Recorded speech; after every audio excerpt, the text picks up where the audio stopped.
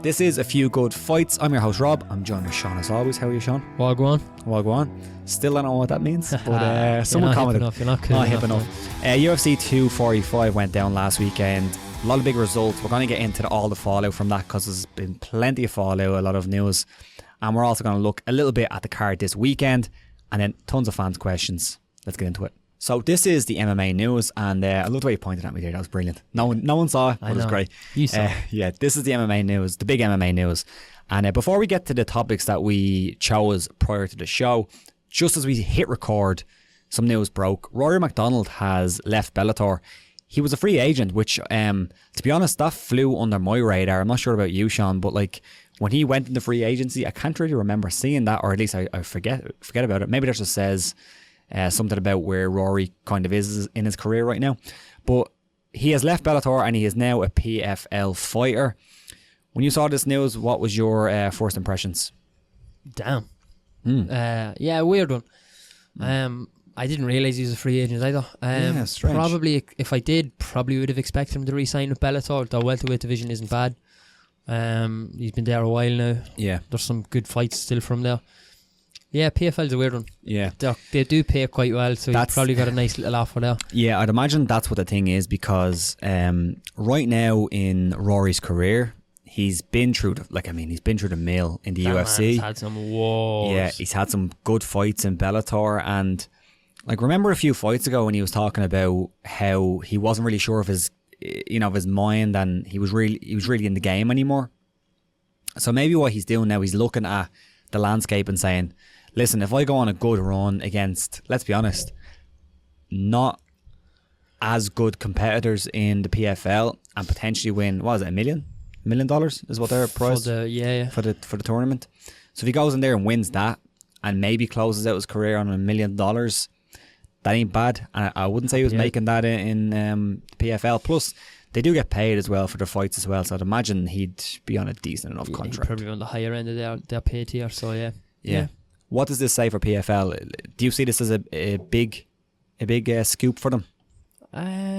Not massive. No. Yeah, he's a big name to have in the roster. He'll generate some interest, some views and stuff, and some numbers. But I mean, he is at the back end of his career, which is crazy, isn't it? Because what age is he? He's very young. Yeah, he's very young. He's 30. Yeah, he's very young. Like for a fighter. Yeah, and it's hard. It is hard. Even though he's 30, it's hard not to feel as though he's at the back end of his career, given what he's been through. Yeah, and what he's been talking about. Yeah, so. Like not only has he been through wars, but he's been talking about it. He was competitive. He done well in Bellator, like relatively well compared to a lot of guys. But I do think you have to look at the losses he's had, the performances he's put in. Not just the losses, but the performances haven't been great. Some of them were really flat. He doesn't always want to be there. Exactly, which is a problem. It's hard to watch. But to be honest, I'll be happy if he goes in there and wins $1 million, gets out of the game. Yeah, you do have to feel as though he could probably go in there and win that, not being his best. Yeah, I'm trying to think PFL welterweights. I can't really think of who they have there. Probably says a lot. Probably says a lot. And there's probably some good fighters there. We don't get PFL that much over here. And it's very difficult. Can you watch it? It's on DAZN, isn't it? Is it? I think it's DAZN, but it's I don't know. I don't think anyone has the rights over here, actually, to be honest. It's not ESPN Plus. Oh, maybe it is. And Bellator, because remember has Combat to America or something like that. Yeah. But congrats to Rory on the new deal, and hopefully he gets paid well before he closes out his career. Yeah. Moving on to the stuff we actually wrote down, we wanted to chat about. UFC 245 went down last weekend. As always, it's been some time since the event, so we don't really want to break down everything about the card. But I think there's plenty of news that has come out since then, and obviously the fights were excellent. It was probably one of the better cards of the year, and I had some maybe fight of the year contenders, especially in the main event, and some big results as well, and some surprising results for some. What I want to get into first is the main event. Kamaru Usman finished Colby Covington late in their title fight, regained his title, or retained his title. What was your thoughts on the fight? And then we can get into all the little bits and pieces. A hell of a fight. I don't think anyone expected that style of a fight. They went to war, really. Both showed outrageous chins and outrageous heart to stay in there at points. Usman took a lot of damage as well from Colby. Colby coming out of there with a broken jaw, fair fucks him. That's some damn heart, whatever you think about him. Yeah. Probably had a 2-2 going into the final round. So yeah, like it could have went either way. Weren't you saying, what were the judges? So one judge had a 3-1 Colby, one judge had a 3-1 Usman, and then the other had a 2-2. So it was all to play for. Close. Yeah, like I mean, you know, if it did continue, it looked like Usman was going to win the fight just because he had him rocked and he was definitely winning that round. But phenomenal performance by both guys. But I do agree with, like, a lot of people have looked at Colby Covington now and they're saying, oh, he needs so much credit, or he should get so much credit, despite all the stuff that he was saying.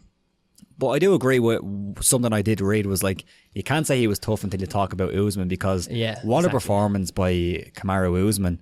That was phenomenal, and he took some big shots as well. Like, I don't think Colby hits the hardest of, you know, all welterweights, but he took some big shots. He's a volume guy, especially. But yeah, Usman showed a lot of heart as well. He took a lot of punches. He did, yeah. And those moments in that fight where I was like, holy shit, like, Colby Covington is putting it on Kamaru Usman. There was moments where I thought that the volume would have overwhelmed them, and I think you have to really give credit to both guys' cardio. Like, I knew, like, everybody was talking about Covington's cardio and how that was probably his route to victory. And we did speak about it last week. Kamaru Usman has shown that he has, like, his cardio is up there with some of the best. And I think he proved it here as well. Like, he wasn't breathing heavy, and if anything, Colby was slowing down, but he did potentially break his jaw. I think he actually did. I think he did. Dana said it in his post-press. I think it was an X-ray as well. Yeah. So, man, I seen an article about how this is one of the worst injuries that you can have as a fighter, just mentally. Like, it's not one of the worst in terms of, like, you're going to be out for as long as, say, like, probably a knee injury or something like that. But it was just a lot of fighters, Cub Swanson and a few other guys, talking about how it's just a weird injury when you feel it, and it's like a weird sensation in your mouth. It's like your teeth are gone. So, like, I don't even want to imagine. No, it sounds fucking horrible. And to fight on for what, 2 more rounds? Man, a lot of credit to both guys. Badass. But he has come out now and he's not being he's been his usual self talking shit. He's been his usual self talking shit. But what I will say is, we were talking about this last week, and I kind of, in the video that I done on Colby Covington, you can check it out right now. It's still relevant. It's not like, you know, it was a bit late. But yeah, what we were talking about was, if he loses, he probably loses a lot in loss. But he didn't help himself. No, he didn't help himself. But this was the type of performance where people do have to look at it and say, I know he was acting the bollocks, and we're gonna really, you know, get back at him now because he lost. We're gonna throw back in his face. But what a performance! You know, he kind of won that back a little bit, I think. I appreciate that, but the way he came out after talking about the stoppage, and I know who was the ref? Was it big? No, it was Dan Mergliata. Whoever the ref was. Oh, it was Mark Goddard. And he went at Mark, and he's like, "You're taking whatever away from me." And you know what he said? Most people do that fucking in the bed. Yeah. It's like, given the performance, I totally agree with you. If he'd come out and said, "Yeah, look, got beat. Yeah, broke my jaw, whatever," but yeah, he fucked himself again, I think. Yeah, it's Colby. It's Colby being pretending Colby. To be Colby. Faraz Zahabi said that, and it's weird saying Faraz Zahabi is not involved, but I'm just saying this. He said that Covington ran his mouth so much that fans will attack him for his UFC 245 loss forever, which I agree. Yep. And then also, Ali Abdelaziz, did you see that? No. He actually praised him. He praised Covington, which I thought was funny. Is he Kamaru's manager? Yeah, and they had a fight in a Las Vegas buffet line, him and Covington. Oh, I remember that. Remember that? Yeah. So yeah. What's next for Kamaru Usman? Because a lot of people are talking about Jorge Masvidal. Probably Jorge. Should be. It's Jorge, isn't it? Did you see that Usman said that if he had his preference, it would be GSP? Every welterweight on the planet wants to fight GSP. Grand. I want to marry Beyonce. Yeah. Who do you want to marry? Beyonce. Grand. Yeah. Who are you actually going to marry? Not Beyonce. Yeah. Sound. Yeah. It seemed like the context was, to be fair to Usman, it was like, I think he was given options, and it was like, well, of course it'd be GSP if I had an option. So to be fair to him, but he hasn't. I'm gonna say but again. But he hasn't. He hasn't really looked at Masvidal. He said that there's a lot more deserving guys like Leon Edwards. Yeah, but Leon's not getting it. Would you not think so? I don't think he doesn't deserve it. Yeah. He's not getting it. Like. Yeah, I don't think he will either. Leon needs a breakout win. Yeah. Tyrone Woodley in London would be perfect. I agree. Doing the matchmaker's job for them. But Tyrone Woodley versus Covington would be fun as well. That would be a fun fight, timelines. Yeah. I don't know because of Covington's injury, but Leon's ready to go, obviously. No. Yeah, no, Leon isn't getting it, and I'm not calling him out for not deserving it, but the way the UFC works, he's not going to get the next shot. It's going to be I'd be very surprised if it wasn't Jorge. Who gets it otherwise? I'd be very surprised if it wasn't Jorge. It should be Jorge. But I was listening to Luke Thomas, and Luke Thomas thinks that Jorge won't want that fight, which, like, I get. But I also find it a little bit discouraging from, like, a sporting perspective when you're like, you know, a guy who's like at the top of his game doesn't want a title fight. Ugh, it feels a bit horrible. It feels a bit disgusting down at my core. Do you actually think he'd tone it down? Maybe I'm being naive a little bit, and I understand. I can totally see how Luke would have come to that conclusion or can think that way. Oh, jeez, I struggle to see him toning down the title shot. Maybe I'm being a little bit naive. No, I don't think you are, because, like, I think he takes it because he was talking about getting a title fight before this. I think Masvidal is also, like, I think he's, not many fighters are realist because they can't be. Like, you have to be a bit delusional to be a fighter. I agree. It just is what it is. But I do think he knows, like, it is a tough fight. But at the end of the day, he is a fighter. It is a title fight. Thing is, as well, he probably doesn't get paid what he got paid to fight Nate. That's the thing. And if the McGregor fight is on the table, maybe he wants to stick around for that. But, like, there's no guarantees, you know? Like, I mean, if that title fight is placed on your lap and you say, here you go, 6 months' time, you're fighting for a title, I think it's very difficult to not say yes if you're a Jorge Masvidal. You know? Yeah, I agree. Yeah. I don't think Leon Edwards gets it either, but his last loss was Kamaru Usman, and he hasn't lost since. That's true. So the there's narrative there, but I agree. I don't think it's the next fight to make. No, I don't think so either. Even though he's talking about it, it's not the big money fight that you can make. I agree. Co-main event, Max Holloway loses his title against Alexander Volkanovski in probably an upset. I mean, it was an upset based on the odds anyway. Yep. And for me, like, before I ask you what your thoughts on the fight was, for me, I've, like, underrated Alexander Volkanovski for the longest time. And I think Luke Thomas brought up a good point about this. And he brought up about Israel Adesanya.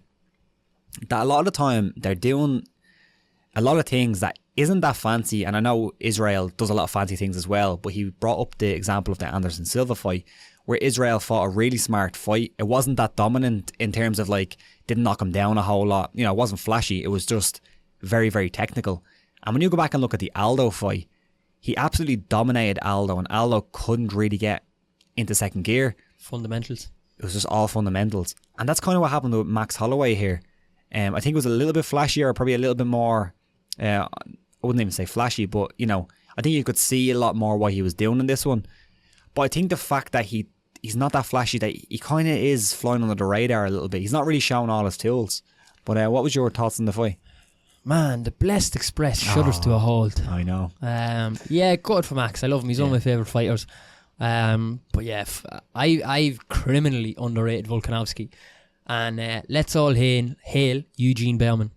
Yeah. All hail Eugene Bellman. Yeah. Fucking pay homage to the man right now. Let's have it. We did mention that last week. It was like, is Eugene Bellman in his corner? Yeah, and I don't think he is. And he is. He's not his head coach though. I seen that in the embedded. Yeah. All hail Eugene Bellman. He is the man right now in MMA coaching. Yeah. I actually chatted to you about this last week, Sean. Do you remember?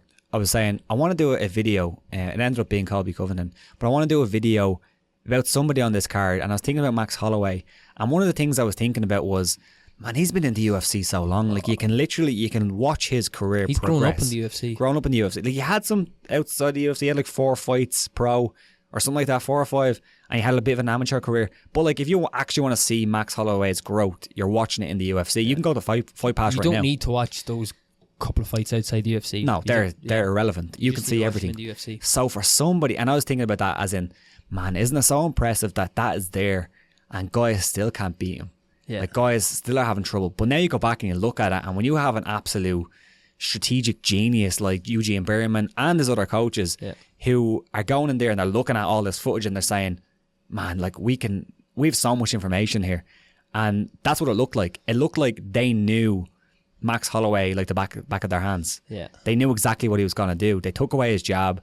And that was something as well. He was talking, again, Luke Thomas, he's getting lots of shouts out here, even though he didn't reply to my email. What they were talking about was, he said that, Berman said that the leg kicks weren't only about stifling his movement and not allowing him to change stance. I've seen this, I think. But it was to take away his jab. Yeah. Because the step in jab that he's famous for. I have that video favoured on Twitter to watch it. I just haven't got around to watching it yet. But yeah, like I think there's something to be said about that. These really strategic guys. And this is something that I think is very underrated in MMA. Like, there's some guys that go in there without a game plan, which I find crazy. Like, I brought it up before about Eugene Bellman because I heard Izzy talking about it. The feints. Yeah. They do this thing. Yeah. I think Amanda does it. I think Luke again. How many times are you going to say on, Luke on this? Someone count up. Yeah. But yeah, I think they said Amanda does it as well a lot. But the feints are the key. Like, basically, if you can master a feint, you can get people to do whatever you want. Yeah. Essentially, is the plan. And the guys over in that gym it's City Kickboxing. City Kickboxing. They're using their striking is on another level at the minute. It is. It's on another level. And I don't know why, but I didn't see it with Volkanovski. Like, I mean, I knew he was a great striker. I knew he was a great fighter, but I didn't expect him to be that dominant. And he was. Like, it looked like Max was running out of ideas for that whole fight. Like, there was about a round and a half in, and to me it looked like Max has completely run out of ideas. And what I found a bit weird was that apparently, according to Max, his corner were saying, yeah, we're up rounds. Like, I mean, we're winning this fight. And he clearly wasn't winning the fight. I don't see how you can come to that conclusion. Funny. Yeah, I find that funny. Yeah. I hadn't heard that. I do, yeah, that's a bit odd. Yeah. Next to Max. I know I asked you this earlier, and you personally don't have that much interest in an immediate rematch. Yeah. I do think if anyone deserves a rematch, given the run he's been on at featherweight, I kind of agree with your sentiment regarding the immediate rematch, and we know the record of immediate rematches and all that. I want to see Max go and bulk up at 55, just fill out and grow into the weight class. I think there's a lot of damn good fights from there. Yeah, I think he could be very good at the weight. I'd like to see it. The reason why I don't like the immediate rematch is because I'd like to see it a bit further down the line. I'd like to see Max, I don't know, reinvent himself a little bit. Like, I don't think he has to do a whole lot. He doesn't do that at 45, I don't think, though.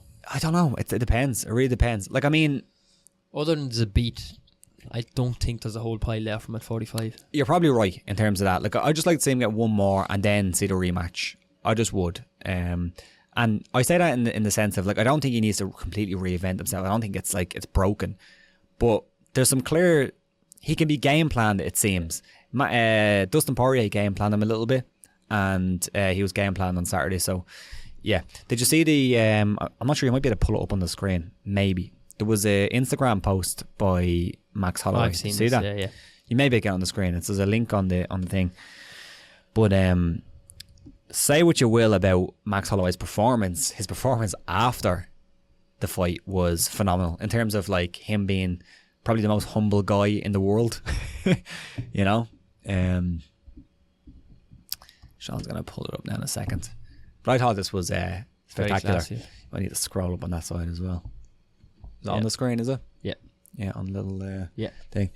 Yeah, so he essentially said he was willing to fight for an interim belt. If he couldn't fight me, he was willing to fight anybody, even fighters ranked below him. When you're a champ, everybody is below you. So Alex was carrying the weight of that belt before Dana wrapped it around his waist. Happy for Alex and Emma and their daughters and Australia. Same ocean, different waves. See him in the lineup again. That's phenomenal. So classy, man. Yeah, like, so even classy. immediately after, he was just completely classy. Yeah. Like, there's a clear stark contrast between him and Covington. Yeah. And not unexpected. It is expected. He says that they are kind of champions are champions before they have a belt. There's a way to carry yourself, and Max is a classy guy. Yeah. If it's not Max, who fights Volkanovski next? Who fights him next? There's a fight this weekend. Edgar and the Korean Zombie, the winner. If it's Zombie, probably. If Zombie wins, yeah, probably. I mean, either of them could be. Yeah, Zabit's going to be there or thereabouts, you'd imagine, if he gets one more win. Yeah. It does open up some fun fights, I think. It does, yeah. Big time. But I'm not sure who beats him. Like, aside from Max coming back and maybe switching up a few things, because, you know, again, Luke, I'll give you credit. This happens where a guy comes in with a strategy like Volkanovski has, and guys find it difficult to beat them. But then eventually someone else comes along, or someone develops. Exactly, and they can do it. So we'll see. The Coco main event was Amanda Nunes retaining her title. It got a little bit difficult there for Amanda, though. You know, decent performance by Durandamy. What was your take on this one? Amanda's the GOAT. She's brilliant. It did get a little bit tricky, which I personally didn't expect. I kind of expected her to walk through her, really. I think she did as well. I think that was the problem. Possibly. Yeah. Was she talking about retirement after? Amanda? Yeah. I don't think so. No? Maybe that was a misquote. Yeah, maybe. It got tricky. She came through it. She got the win. Yeah, did for me, champions do. It looked a bit like a little bit of overconfidence, which is fair enough. But that's usually what happens when we kind of spoke about it. Remember, we were like, you know, we just say these GOAT champions are going to win. You do, and then someone comes along and just surprises you, and that almost happened. There was a few little tricky moments in there, but yeah, she retains it. See the stuff with what's her name, Clarissa Shields. Yeah. What's your thoughts on that? I have no fucking interest in that. Get that away from me. Like, if Clarissa wants to step into an octagon, grand, I'll watch her get poked around for however long Amanda wants to keep her in there. Yeah. I've next to no interest in watching Amanda box. Like, Clarissa Shields. I want to see Clarissa Shields and Katie Taylor. That's a fight I want to see. Yeah. Not Amanda Nunes. Are they the same weight class, yeah? They can be. They can be. Yeah. What I will say is I have no interest in that right now. But like, if Clarissa Shields is saying that she maybe wants to try a little bit of MMA, bring her in and fight some girl, like, she's young enough to get good. Like, I mean, women's MMA isn't, let's be honest, it's not where men's level MMA is right now. Like, Holly Holm proved, I know it's been a while and she trained for a while as well and she was a kickboxer, but like, she proved she could transition over and be pretty good. Like, if you come in and like, she'll beat a load of girls. Like, she will. She'll box up. She'll box up a load of girls. But you also see with the Jermaine Durandamy that if you don't have takedown defense against someone who has a decent takedown, you're fucked. And that's exactly what will happen. But like, if she wants to try MMA and she comes across, do the Aaron Chalmers on it. Yeah, do that. Or like, you can give her like some terrible fighters. Oh no, that the UFC have signed. You could really give her some cans. You can find a fucking plumber on the UFC roster. You can find. You can find a few. Yeah, no disrespect. She can knock out a lot of them. But Amanda Nunes, no interest. Don't care. Don't want to see it. I don't want to go through this whole card, but Jose Aldo, Marlon Moraes was quite close. Was it a robbery? No. Yeah. No, it's a close fight. How'd you score it? I don't know.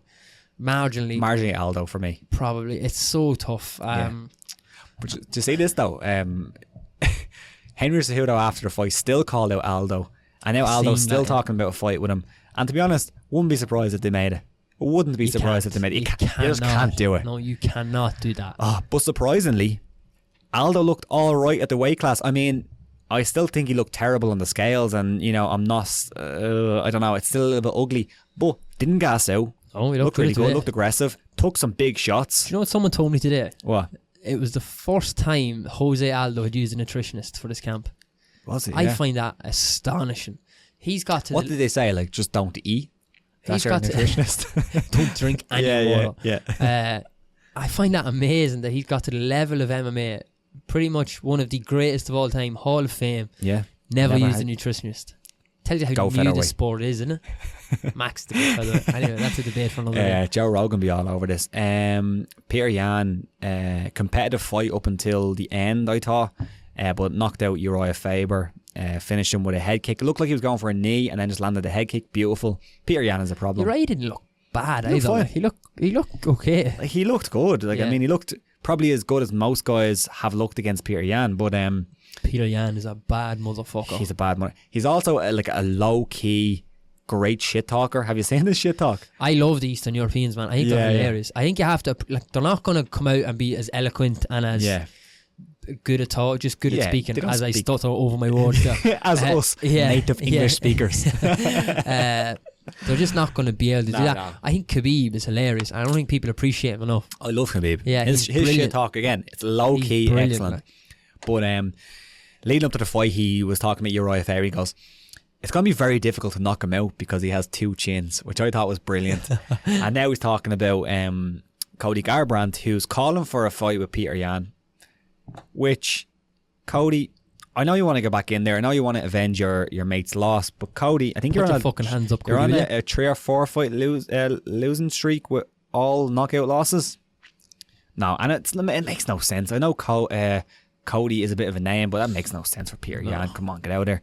Speaking of getting out of there, Jeff Neal got Mike Perry out of there with a beautiful head kick. That was vicious. Nobody has really done it to Mike Perry. So Matt Brown, beautiful.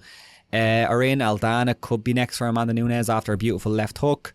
A few other little tidbits. Of course, Matt Brown, beautiful ground pound. It was a great card. It was a really good card. Very fun. But yeah, a little bit of fallout from the card as well. McGregor, after the fight, he said the weight class. So then he said 145, 155, 170 straight away. So it's like, these are where I want titles or something like that. And Usman said that McGregor must want to die if he wants to fight him. That's a terrible fight for McGregor. Jesus Christ. Jesus Christ. Awful. And I have fucking no interest in seeing that fight. No. Absolutely not. Did you see Masvidal and Askren's bromance? Yeah. That's hilarious, man. That's so funny. Yeah. You gotta love it. So what Masvidal said, this sucks after the fight. I'd rather Jorge be champ than this. And then they went back and forth, and Masvidal was like, well, at least fucking Ben Askren after fucking Colby started melting off again. He was like, at least fucking, Askren owned up to his fucking loss and just took it. Yeah, I loved their little love-hate relationship. It's very funny. It's very funny. It's entertaining. TV show, buddy cop movie coming up. Khabib said again, this comes up every Khabib fight, doesn't it? Khabib says that he's considering retirement. He's still considering it after the Tony Ferguson fight. He said he'll consider what his options are because he's not sure if there's any point in fighting.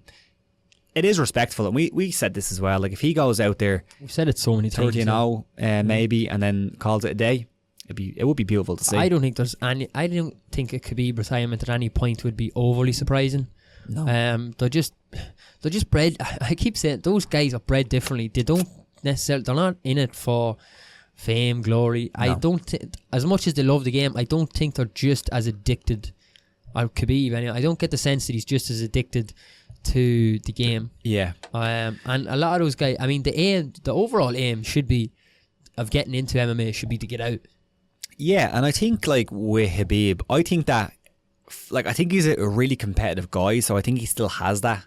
Like, I think he does love the game in a way, but I think he could get that out of his system doing like grappling matches. Yeah, I really do. So. And he also said that there's always going to be a reason to fight because there's always money. Yep. But do I really need more money? And again, he doesn't seem like the type. They're simple guys over there. Yeah. So simple. I know what you mean. They live a simpler life. Yeah, it's a much. Like, I'm pretty sure they still live with their parents, like up until they die and stuff. It's crazy.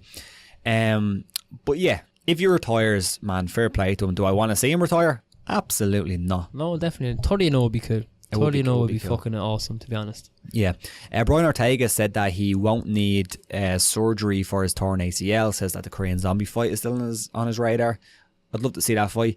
There was some worry when he pulled out of that fight that he'll need some surgery, and that could potentially put him out for months. But it's looking good for Brian Ortega. And, Max Holloway losing now, that opens the door for him with like a win. He could be back up there to fight for a title.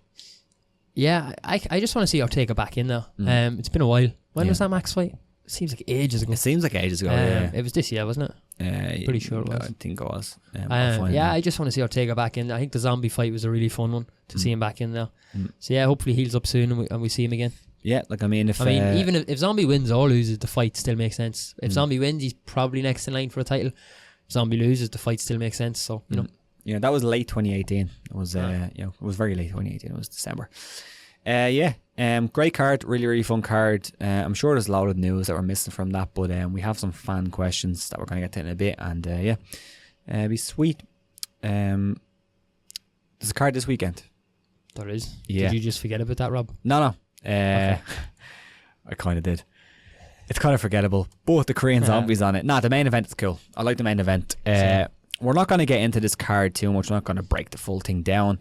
But I want to talk about that main event because Frankie Edgar steps in on short notice, although he probably was in camp because he has a fight, in like 2 weeks or supposedly he had a fight or something. I'm not sure what's happening with that. Unless he gets sparked, obviously. Yeah. Frankie, but this is a good one. This is the Korean Zombie versus Frankie Edgar. Zombie, of course, he has is he on a 1 fight win streak only? Let me find this. Give me 1 second. Yeah, it is. It's 1 fight, Moicano, which was beautiful. But he also had that incredible fight against Yair Rodriguez where he was winning the fight up until the end and Yair Rodriguez landed that crazy elbow. But tossing this fight and give us a winner, Sean. This feels like a fight that has happened before. I mean, both guys have been around quite a while. Frankie longer than Zombie. I wasn't like Frankie's still expected to compete in a couple of weeks, which I find really odd. I mean, you're kind of putting it aside and just taking this fight on its face value. Yeah. It's so weird looking at Tapology and just saying 2 fights lined up. Yeah, I know. So weird. Yeah, I don't really know where to go with this one. Zombie's on a streak. He seems like he's in a bit of a purple patch at the minute. And I haven't looked at the odds actually. Yeah, if you can find him in the minute, that'd be sweet. Edgar would have been preparing for someone else as well. Yeah. Which is interesting as well. Corey Sandhagen. So would Zombie. So. Yeah, exactly. They're not game plan wise. It's short notice for that. The reason why maybe you thought they would have fought is because they were scheduled to compete back in 2018. It didn't happen. It was cancelled. I think Edgar got injured, and then Yair Rodriguez fight. That's the one that happened. But yeah, it's a really fun one. I don't really remember the Korean Zombie ever being really wrestled that much recently. Like, I mean, he was wrestled a little bit by back in the day. Back in the day, Dennis Bermudez tried, but that ended pretty early. So yeah, I wonder what the game plan for Edgar will be here. He's a good boxer. Zombie will have a bit of the reach, but Edgar is used to that. It's a fun one. This could be like fight of a late fight of the year contender type fight. I'm not surprised at the odds, to be honest. Frankie's a 6-4 underdog. Yeah. And then Zombie is just under. He's 8-15. Yeah, that makes sense. Yeah, I think it makes sense. Yeah, but if you like Frankie, go for it. Yeah, I'd struggle to pick against Zombie. I just think he's in a purple patch, similar to Jorge in a sense, maybe. Yeah, the sort of purple patch he's on. He's got some good wins lately. Yeah. Yeah. Edgar's coming off a loss to Max Holloway, so he has the pedigree there, of course. But yeah, I'll go with the Korean Zombie, partially because I would like to see him get a title fight at some point, because I think that's a fun fight with Volkanovski. Yeah. I think I agree. What else on the card? I haven't Volkan against Alexander Rakic. I think that's a good fight for Rakic, and it could be one that kind of propels him into that contendership status at 205, which is kind of needed. Doo-Ho Choi is back, the Korean Superboy. Again, he's a guy who just consistently has fight of the year contenders, and he fights Charles Jordan. But yeah, that's really the kind of good fights in the card, in my opinion. Dead card, isn't it? The rest of them are Pantoja's on the card against Mashnell. And Nurmagomedov is on the card. I think it's Habib's either brother or cousin. Said. Yeah, it's fine. Any other news? I have nothing myself, Robert. I have nothing. You probably have something. So Johnny Walker, I think we talked about this last week. Faraz invited him up to TriStar. Yes. He's going. Good. Yeah, no, we said this last week. I think that's a great move from him. Yeah. Faraz, one of the, listening to Faraz is fucking fascinating. He's so interesting to listen to. Similar to Eugene Bauman, when you do get to listen to him. They're both guys who don't do a whole pile of interviews. Faraz would do more than Eugene. But yeah, both guys are dead interesting to listen to. They have great minds on the game, I think. Yeah, and as we said, he seemed like, sorry for that, he seems like the type of guy who really needs a head coach at this point in his career. He's been kind of doing it, just kind of floating around. He's kind of been winging it on natural talent, doing his thing, yeah. And I think Faraz will pull some of that back. He'll be like, come here, let's not do a cartwheel kick today. Yeah. Let's not do that. Yeah, that's really it. Something else? Fan questions, yeah. Let's go. So now on to your questions. So you have some viewer submitted questions here. Let's start off with this first one. You can probably see them on screen. This was a request by Pompous. They can't see them on screen, Rob. No problem about it. Great stuff. Yeah. I can't see that. This was a request from Pompous Psycho, so we're giving it to you. Sean Tracy asked, if John Jones goes to heavyweight, does he get an immediate title shot, or does he have to get through a top contender like Ngannou first? Yeah, I think John can probably step up and get one if he wants to. If he really wants to, yeah, I think he can, because let's be honest, there's fuck all for him at 205 at the minute. Yeah.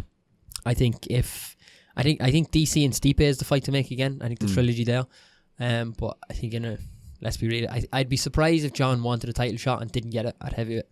Yeah, like I think but I do want to see him fighting Ngannou. Yeah, I'd love to see that. But yeah, I think he's done, like, of course he's done enough at light heavyweight to warrant it. Like, I know it's not the same weight class, but there has been precedent with, the likes of McGregor and stuff like that.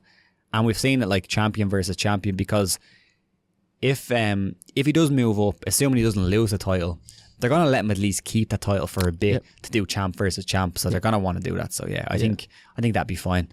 Can you pronounce his name? Next one. Znebrim. You can ask me that. You can ask that question, and I'll. So Znebrim asks, why does Usman continuously claim that Leon Edwards is the most deserving title challenger? He must have an agenda. Yeah, his agenda is that he already beat him, and he probably thinks he can beat him again. Like, yeah, maybe. It's pretty simple. Like, maybe. I think that one's pretty simple. I mean, he's beat him again. In his, we spoke earlier, or we've spoken many times about how fighters are and have to be somewhat delusional. Yeah. So there's no reason in his head why he can't beat Leon again. Yeah, that's true. My thing about this is, like, he was talking about wanting to fight GSP, and you'd assume that some of that is that there's a lot of pay-per-view potential there, a lot more money potential, or maybe it's just he wants to prove that he's the best welterweight of all time or something like that. But then with this one, it's like, clearly Leon Edwards isn't the biggest box office draw of the lot, especially when you compare him to Masvidal. So that's a little bit strange. But yeah, from that sense, I think he thinks it's not an easy one, but I just think he thinks he knows I think he feels as though he has Leon's number realistically. 100%, yeah. But I also think he'll feel like you could beat Masvidal as well, like a lot of people probably do. 100%. Derek M. Moore said, if McGregor loses the Cowboy, what will he do next? Retire, cash in the Diaz fight, or other? And the same question if he wins. Thanks, guys. Punchy emoji. I think the plan has been kind of laid out. If he wins, he wants to fight 3 times. He wants to fight for the BMF belt against Jorge, and he wants the Khabib rematch. If he loses, fuck knows, actually, to be honest. Who knows what he'll do? Yeah. He'll probably say he'll retire. He'll probably say he's retiring and then come back. And try to do something. Look, the Diaz fight's always there. Yeah. I think it's always there. So, yeah. I'd imagine it'd be the Diaz fight. Yeah. If he loses, the Diaz fight, and then, as you said, if he wins. You can do the next one, Sean. Ethan Roy, can coaches get overhyped, or is it all earned? We've seen Faraz Zahabi's name thrown around a lot in the past years, and with the Volkanovski win, Eugene Bellman has been talked about a lot.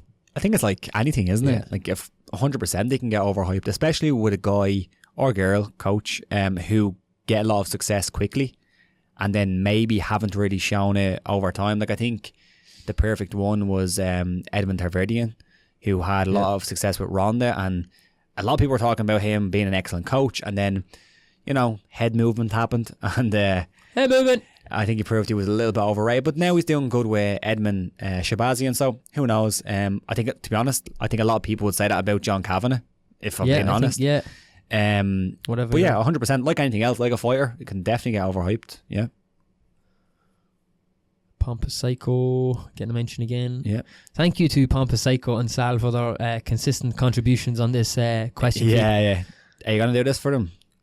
He wants, speaking on behalf of the city of Detroit, we love nothing more than to hear young Sean shout out, fuck the Mayweathers. In my Dublin accent, yeah? Dublin, fuck the Mayweathers. Yeah. Fuck the Mayweathers, yeah. In a Cavan accent, it's more like, fuck the Mayweathers. Yeah. Pricks.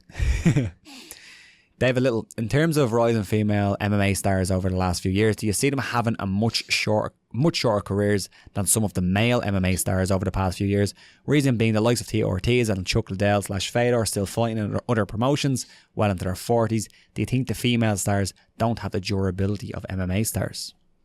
I think it's hard to know, just given how new female MMA is. It's hard to know. Like, the divisions just aren't as deep. Yeah. Yeah, I don't know. It's an interesting one. I mean, you can get into the scientific end of it and how their bodies are built. And a lot of them are going to want to have kids and families and stuff. That's obviously going to have an impact.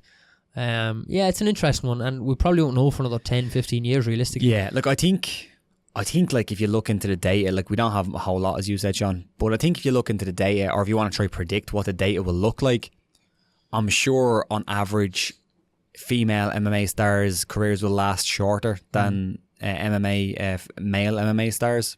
I just think it will, but I think we'll have to see more. But I think, you know, for the reasons you said, the maternal thing and also the biological stuff, then yeah. This one from Pompous Psycho again, who says he will be sending myself and Noel, unlucky Rob, what the fuck? A fresh loaf of baked haggis from the Eastern Market in Detroit. I look forward to it. Happy holidays, gentlemen. Thank you, Psycho. Good thing I don't want to fuck with haggis, but thanks, Pompous Psycho. Yeah, I think... I don't know what's going on here. Yeah, it's been all the questions. Get banned from the comment section. Imagine.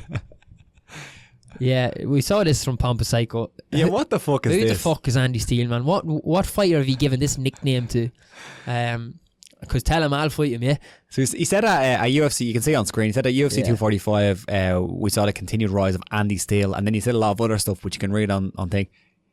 I'm not sure if he's completely messing with us. He wants me to break down a fight that didn't happen. That's what he wants to do. He wants to catch me out. We'll see you, man. But what was your thoughts on that anyway? On Andy Steele, man, he looked phenomenal. Class. He looked really dominant. Yeah. I'll fucking fight him though. Yeah. Hands of Steel.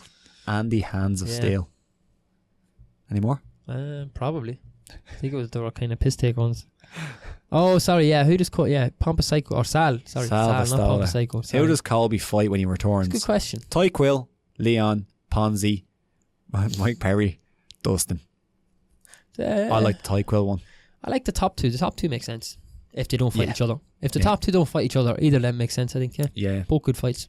They're all good fights. I think Colby proved something on the weekend to a lot of people. He did, yeah. I think he proved a lot in his Robbie fight as well, to be fair. I agree, 100%. I love you almost as much as a spicy chicken sandwich. Well, that's high praise. This was his suggestion to put this... See? Yeah. Look what we did for you. And he won't even send me some fucking haggis. Unbelievable stuff. That's it. Thanks for all the questions. So as he said in the thing there, we're going to move on. And I'll say this at the end of the show, but this is the last show of the year. But I'll put some more stuff out. But let's move on and let's get to Sean's weird fucking news. First up this week, Rob, I have probably the KO of the year, and at the very worst, a big contender for it. Yeah? Yeah.